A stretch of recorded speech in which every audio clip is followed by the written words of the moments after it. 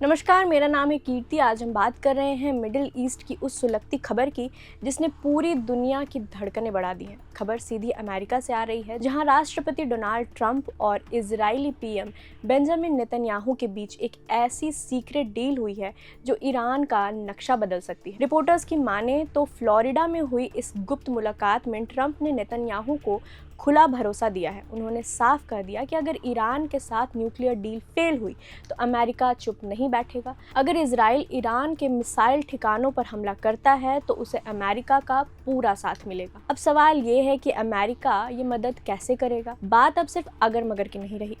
अमेरिकी national security के अधिकारी अब इस पर माथापच्ची कर रहे हैं कि जंग छिड़ने पर इजराइल को क्या क्या चाहिए होगा। इसमें सबसे अहम है हवा में ही फाइटर जेट में ईंधन भरना, यानी एरियल रिफ्यूलिंग, ताकि इजरायली जेट्स लंबी दूरी तय कर सके। साथ ही अमेरिका उन रास्तों यानी एयर स्पेस की परमिशन दिलाने की जिम्मेदारी भी ले सकता है जहां से होकर वो जेट्स गुजरेंगी। लेकिन ये इतना आसान नहीं है। रास्ते को लेकर अभी भी सस्पेंस बरकरार है।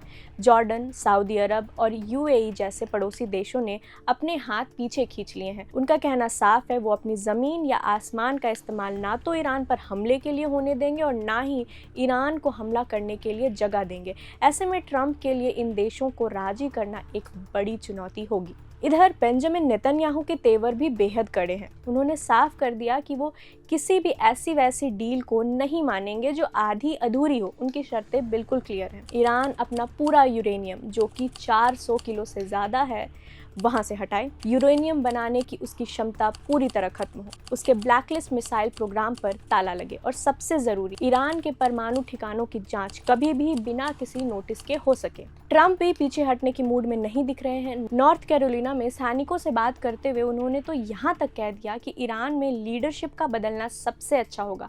इतना ही नहीं, उन्होंने अपना दूसरा बड़ा युद्धपोत USS Gerald R Ford middle east की तरफ रवाना कर दिया है। ट्रंप का सीधा मैसेज है, अगर बातचीत से बात नहीं बनी तो हमारे पास प्लान B तैयार है। क्या बातचीत से निकलेगा हल? हालांकि एक तरफ युद्ध की आहट है तो दूसरी तरफ कूटनीति की मेज भी सजी है। ईरान के विदेश मंत्री इस वक्त स्विट्जरलैंड में हैं, जहां उनकी मुलाकात अमेरिकी अधिकारियों और परमाणु एजेंसी IAEA के चीफ से होनी है। ईरान का कहना है कि अगर अमेरिका उन पर से पाबंदी हटा ले तो वो अपने यूरेनियम स्टॉक पर लिमिट लगाने को तैयार हैं।